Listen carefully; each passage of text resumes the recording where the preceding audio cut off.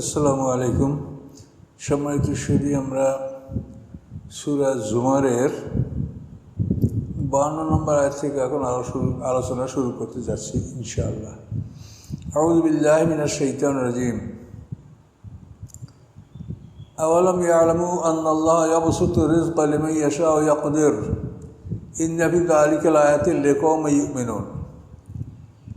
আল্লাহ বলেন, ওরা কি জানে না যে আল্লাহ যাকে ইচ্ছা জীবিকা বাড়িয়ে দেন এবং যাকে ইচ্ছা তার জীবিকা সংকীর্ণ করে দেন, কমিয়ে দেন, এবং এটা আল্লাহর ইচ্ছা। ইন্না ফি যালিকা আয়াত, নিশ্চয়ই এর মধ্যে নিদর্শন রয়েছে ওই জাতির জন্য যারা বিশ্বাস করে। রিজিক বাড়িয়ে দেওয়া, কমিয়ে দেওয়া এটা আল্লাহর ইচ্ছা, এটা কোনো নেয়ামত নয়।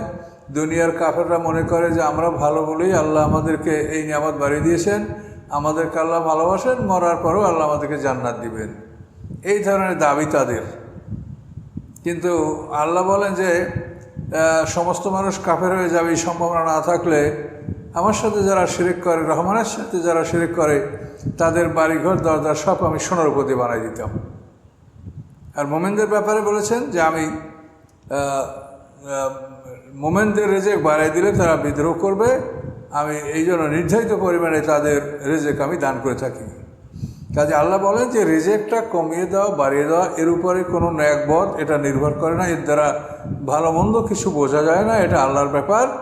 কাজে রিজেকের বিষয় নিয়ে কেউ যেন মনে না করে যে আমরা ধনী এই জন্য আমরা ভালো, আমরা জান্নাতি, এটা যেন চিন্তা না করে। কুল ইবাদিল্লাযিনা আসরাফু আলা আনফুসিহিম লা তাকনাতু মির রাহমাতিল্লাহ।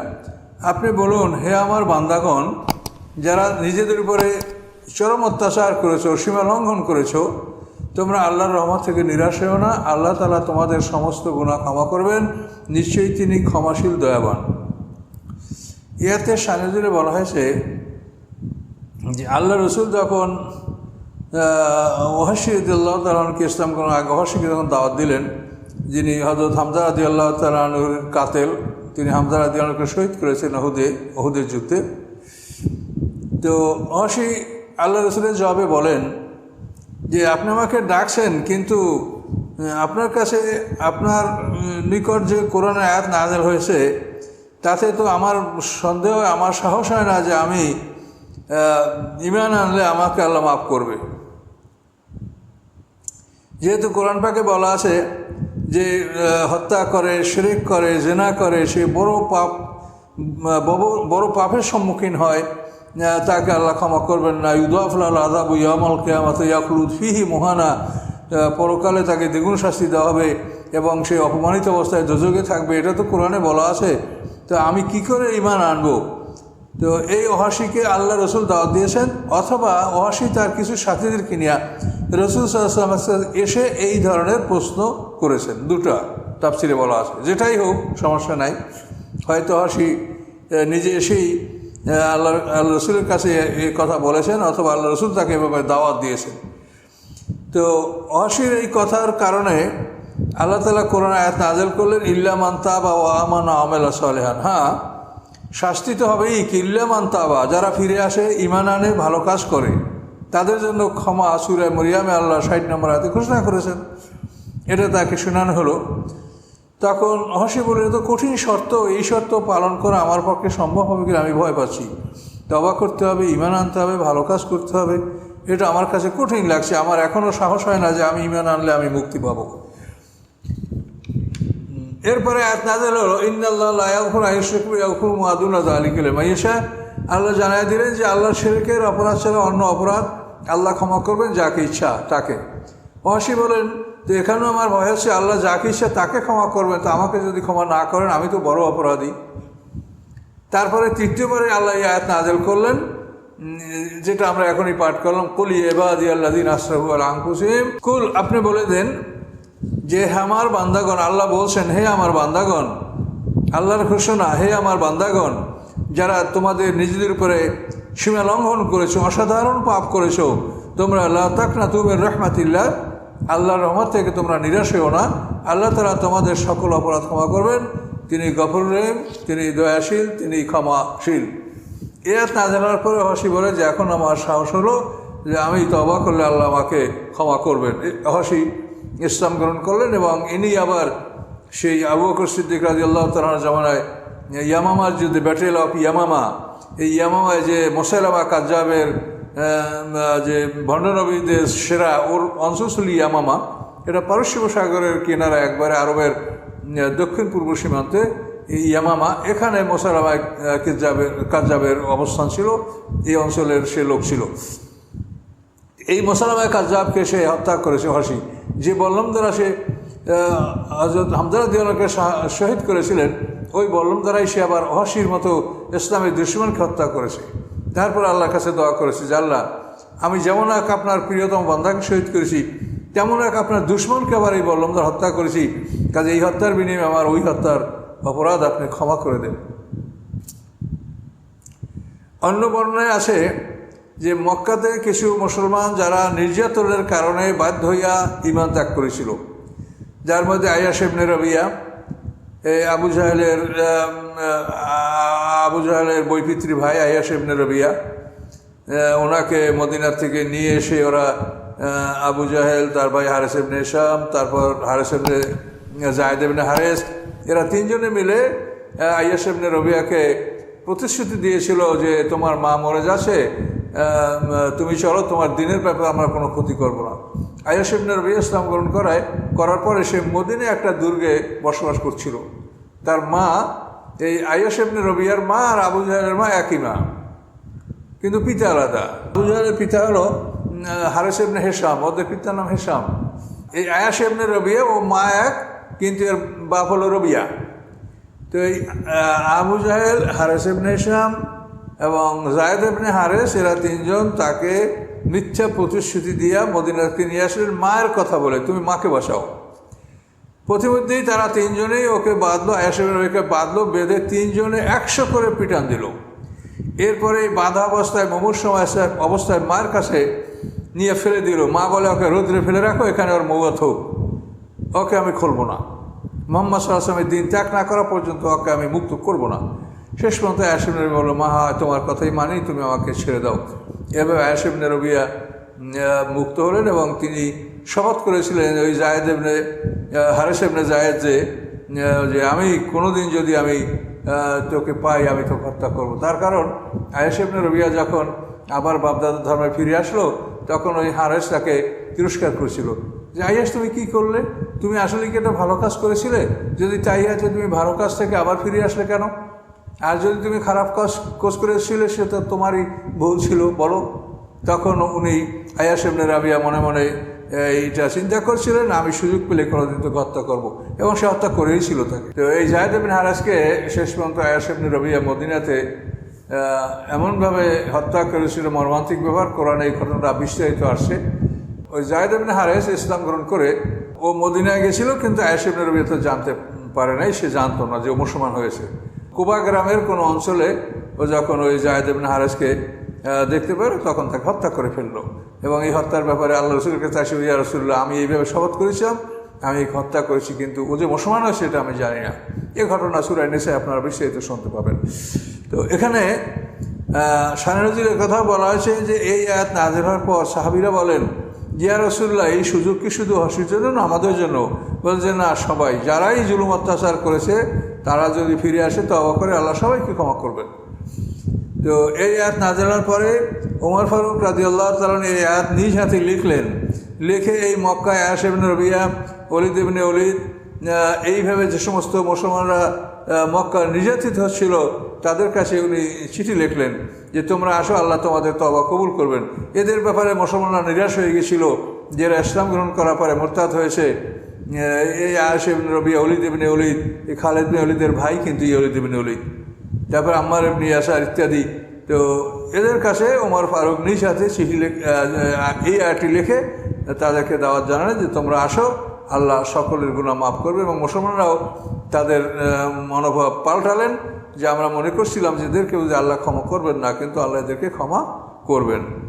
এবং তওবা করার ফলে, ইসলাম গ্রহণ করার ফলে তাদের পিছনের সমস্ত গুনাহ আল্লাহ মাফ করে দেন। সময় তো শুধুই কতগুলি বিবরণ আছে যেগুলো তাফসিরে আসছে এবং অন্যান্য বক্তারা ওইগুলো বলেন, এগুলো আমরা বলি না। তবে এগুলো আমরা আপনাদের যাতে ভুল ভাঙে এই জন্য আমরা বলছি, বিষয়টা না বললেও হয়, তারপরও যেহেতু সমাজে এই কথাগুলির প্রচলন আছে, এই জন্য এই ভুলটা ভাঙানোর জন্য এটা কথা বলছি।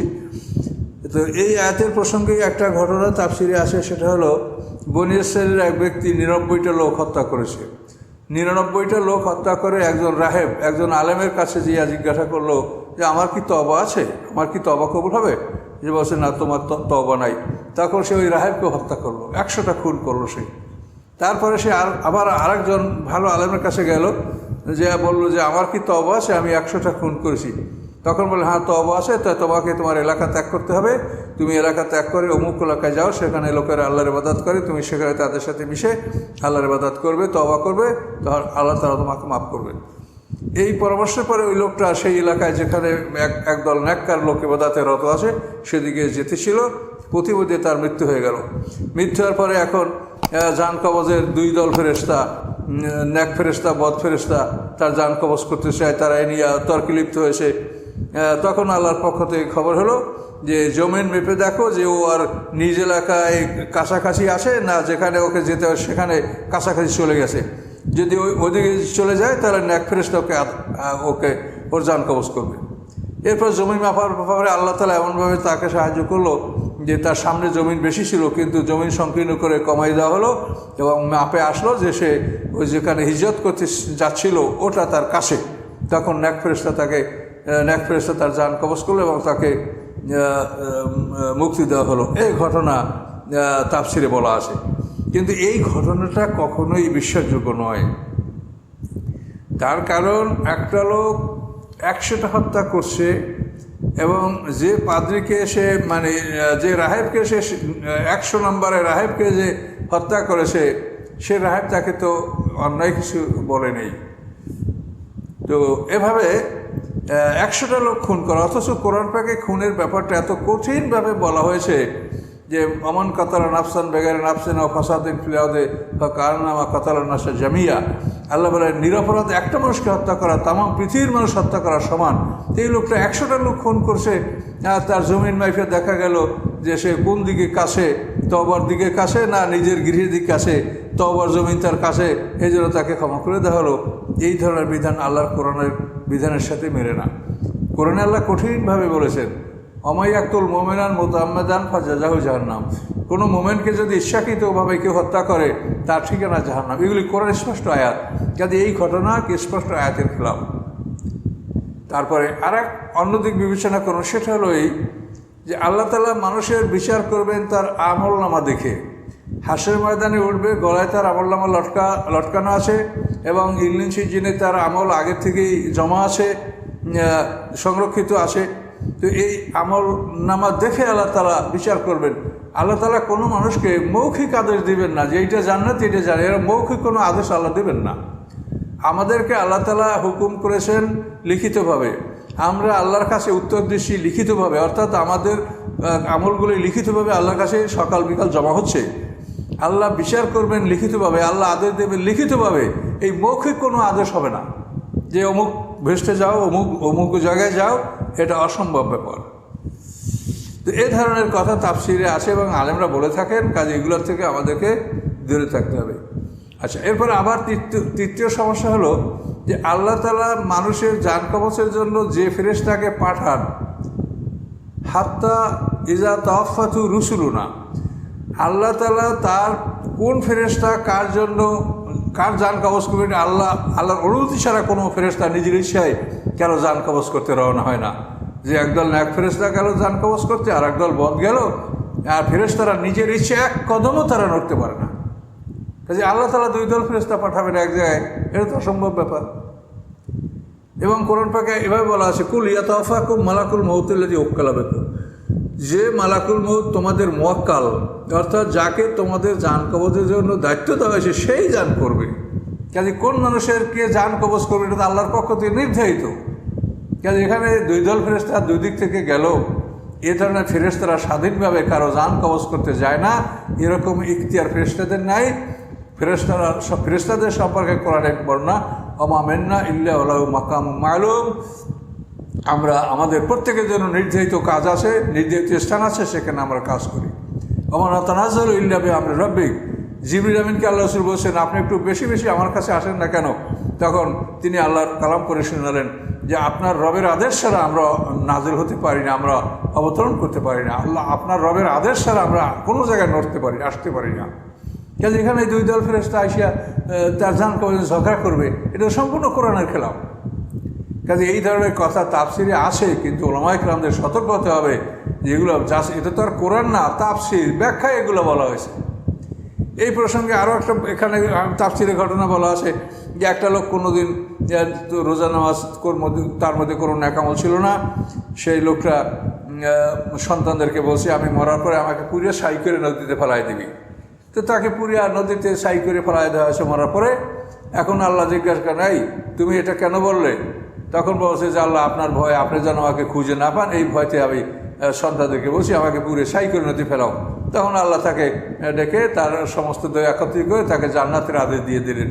এক সব নেহায় ঝুট, এটা মিথ্যা, এগুলি কখনোই সত্য না। তার কারণ আল্লাহ তাআলা এভাবে এককভাবে কোনো মানুষের মুখের কথায় কারো বিচার করবেন না। বিচার হবে সমষ্টিগতভাবে, সবাই হাসর ময়দানে উঠবে, ওঠার পরে সবাই এক জায়গায় জমা হবে এবং সকলের আমলনামা পরীক্ষা করে আমলনামে কি লেখা আছে ওইটার উপরে অর্ডার হবে, জান্নাত না জাহান্নাম। কোনো মৌখিক অর্ডার হবে না। এটা মৌখিক অর্ডার হওয়ার কোনো কথা কোরআন দ্বারা প্রমাণিত নয়। কাজে এই ধরনের বহু কথা আসে, এগুলি বলা ঠিক না, কিন্তু বলছি আপনাদের সতর্কতার জন্য। এগুলি তাফসিরে আছে, কিন্তু ওলামায়ে কেরাম সতর্ক হবেন, তাফসিরে থাকলেই তা বলতে পারবেন না। তার কারণ এগুলো ইসরায়েলি রওয়ায়াত বা হাদিসের অধিকাংশ ক্ষেত্রেই বিভিন্ন রকমের সন্দেহ সৃষ্টি হয়। এই জন্য আমরা তো এক কথাই বলে রেখেছি যে হাদিস কোরআনের সাথে সাংঘর্ষিক হলে সেটা গ্রহণ করা যাবে না। এছাড়া যে কোনো হাদিস সবল দুর্বল আপনি গ্রহণ করতে পারেন। আল্লাহ বলেন, আনিবু ইলা রাব্বিকুম, তোমরা তোমাদের রবের দিকে রুজু হও, প্রত্যাবর্তিত হও, আর রবের দিকে ফিরে আসো, আল্লাহমুখী হও। ও আসলিমু লাহু, এবং তার উদ্দেশ্যে তোমরা আত্মসমর্পণ করো। মিন ক্বাবলি আন ইয়াতিয়াকুমুল আযাবু, তোমাদের কাছে শাস্তি এসে যাওয়ার পূর্বে, এই শাস্তিটা হচ্ছে মৃত্যু অথবা কিয়ামত। তোমাদের কাছে শাস্তি এসে যাওয়ার পূর্বে তোমরা আল্লাহমুখী হও, আল্লাহর দিকে রুজু হও এবং আল্লাহর কাছে আত্মসমর্পণ করো। সুম্মা লা তুনসারুন, যদি তোমাদের শাস্তি এসেই যায় তাহলে তোমরা আর সাহায্যপ্রাপ্ত হবে না, তোমাদেরকে কেউ সাহায্য করতে পারবে না, তোমাদের নিজেদের প্রার্থনা ঈমান কোনোটাই কবুল হবে না। ওয়াত্তাবিউ আহসানা মা উনজিলা ইলাইকুম মির রাব্বিকুম, এবং তোমাদের রবের পক্ষ থেকে তোমাদের যে সুন্দর আদেশ নিষেধগুলি আসে এগুলি তোমরা অনুকরণ করো, এগুলিকে তোমরা মেনে চলো। যা আল্লাহর পক্ষ থেকে অবতীর্ণ হয় সবই আহসান, সবই সর্বোত্তম। তো রবের পক্ষ থেকে সর্বোত্তম বস্তু তোমাদের প্রতি যা নাযিল করা হচ্ছে তোমরা তার অনুকরণ করো। মিন ক্বাবলি আন ইয়াতিয়াকুমুল আযাবু বাগতাতান, হঠাৎ করে তোমাদের উপরে আযাব এসে যাওয়ার পূর্বে তোমরা ইত্তেবা করো, আয়াতের অনুকরণ করো, আয়াতগুলি মেনে চলো। ওয়া আনতুম লা তাশউরুন, শাস্তি তোমাদের কাছে আচম্বিতে হঠাৎ করে এসে যাবে যে তোমরা খবরও রাখতে পারবে না। এভাবে শাস্তি এসে যাওয়ার আগে আল্লাহর পক্ষ থেকে তোমাদের প্রতি যে সর্বোত্তম বাণীগুলি নাজিল হয়েছে, আল্লাহর নাজিল করা সব আদেশগুলি সর্বোত্তম। হ্যাঁ, তার মধ্যে আবার আসে কতটা ফরজ, কতটা ওয়াজিব, কতটা সুন্নাত, মুস্তাহাব, মুবাহ, ইস্তেহসান। আদেশের ক্ষেত্রেও মানে আদেশ কঠিন আদেশ, তারপরে তার সাথে আরও দুর্বলতম, দুর্বল মানে তারপরও নিম্নমানের আদেশ। আদেশের ক্ষেত্রেও কিন্তু সমস্ত আদেশগুলি এক নয়। এই জন্য আহসান শব্দ বলা হয়েছে যে আহসানের মধ্যে আসবে ফরজ ওয়াজিবগুলো চলে আসবে। এরপরে ইয়াতে যদি এভাবে তর্জমা করা হয় হাসান, হাসান এবং হাসান মানে সাধারণভাবে ভালো, পজিটিভ ডিগ্রি। তারপরে কম্পারেটিভলি সুপারলেটিভ ডিগ্রি, আহসান হলো সুপারলেটিভ ডিগ্রি। এখন আল্লাহ যেগুলিকে ফরজ হিসাবে আদেশ করেছেন সেগুলি আহসান, আর যেগুলি হারাম হিসাবে নিষেধ করেছেন সেগুলি আহসান। এরপরে যে বস্তুগুলি সুন্নাত, মুস্তাহাব, মানদুব, মুবাহ মানে জায়েজ পর্যায়ের সেগুলি হাসান, সেগুলি হাসান না। এভাবে আপনি তাফসীর করতে পারেন। হাসান মানে তাহলে আল্লাহ বলছে যে তোমার আদেশের মধ্যে যেগুলি একেবারে ফরজ ওয়াজিব পর্যায়ে সেগুলি আদেশ পালন করলেই তোমরা মুক্তি পাবে, আর পরবর্তীতে যেগুলি সুন্নাত, মুস্তাহাব, নফল, মানদুব, মুবাহ এগুলি আমল করলে তোমাদের জান্নাতের দরজা তোমরা উচ্চ স্তর লাভ করবে, তোমাদের নেক আমল বাড়বে, যেহেতু তোমরা উচ্চ স্তর জান্নাতের লাভ করতে পারবে। উভয়ভাবেই এর আয়াতে তাফসীর করা যেতে পারে।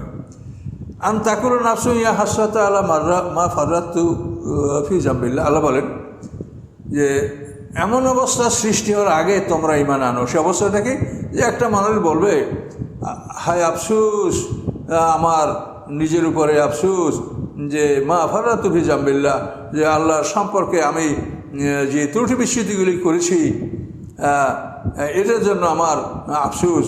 ওয়াইন কুনতু লামিনা শাকিরিন, আর আমি নিশ্চয়ই উপহাসকারীদের অন্তর্ভুক্ত ছিলাম যারা আল্লাহর কালামকে নিয়ে উপহাস করতো, এগুলোকে জাদু টোনা বা কবি গণকের কথা এগুলি যারা বলতো, আমি তাদের সাথে এই উপহাসকারী ছিলাম। কাজে আমার জীবনের জন্য আফসোস যে আল্লাহর শানে, আল্লাহর বিষয়ে আমি সীমা লঙ্ঘন করেছি। এই আল্লাহর শানে আমার সীমা লঙ্ঘন করার জন্য আমি আফসোস, আমি দুঃখিত। তা আল্লাহ বলেন এইভাবে তোমরা বলবে, কিন্তু এইটার আগে তোমরা ঈমান আনো। অথবা তোমরা এই কথাগুলো বলবে এর আগে ঈমান আনো। কী বলবে তোমরা? আনতাকুলু, তোমরা বলবে লাউন্নাল্লাহ হাদানি, আল্লাহ যদি আমাকে হেদায়েত দান করতেন তাহলে এখন তুমি আর মোত্তাকিন, তাহলে আমি মোত্তাকি হয়ে যেতাম। মানে হেদায়েত আল্লাহ করবে, হেদায়েত করার দায়িত্ব আল্লাহর। মানে আপনি নিজেই নিয়ত করবেন না, চেষ্টাও করবেন না, আপনি পাপের মধ্যে মজ্জিত থাকবেন, আর আল্লাহ আপনাকে ধরে এনে হেদায়েত দিয়ে দেবে, আর ধরে এনে জান্নাত দিয়ে দেবে অ্যারেস্ট করে। নাকি আপনি গুনাহ করবেন, অন্যায় করবেন, পাপের মধ্যে লিপ্ত থাকবেন, হারাম কাজে লিপ্ত থাকবেন, আর আল্লাহর ফেরেশতারা আপনাকে আল্লাহর ফেরেশতা অ্যারেস্ট করে এনে ভেস্টে নিয়ে যাবে। তাই এরকম চিন্তা করছেন যে আমাকে আল্লাহ হেদায়েত করবে? হেদায়েত তো আপনাকে গ্রহণ করতে হবে। আপনি দেখেন কি বলা আছে, বলে যেগুলো বলা আছে এগুলো দেখে আপনি নিজে হেদায়েত গ্রহণ করেন। অথবা এমন কথা বলার আগে তুমি ঈমান আনো। আও তাকুলা, অথবা কোনো মানুষ বলবে হিনা তারাল আযাবা, যখন শাস্তি দেবে তখন বলবে লাওয়ান্নালি কারাতান, আমার যদি পুনরায় ফিরে যাওয়ার অধিকার থাকতো, পাকুনা মিনাল মুহসিনিন, যা আমি সৎকর্মশীলদের অন্তর্ভুক্ত হতাম। এই ধরনের আফসোস দুঃখ করার আগে তোমরা ঈমান আনো, এটা আল্লাহ বলছেন। বলা হ্যাঁ কদ জাত কায়াতি, নিশ্চয়ই আপনার কাছে আমার নির্দেশনগুলি এসেছে।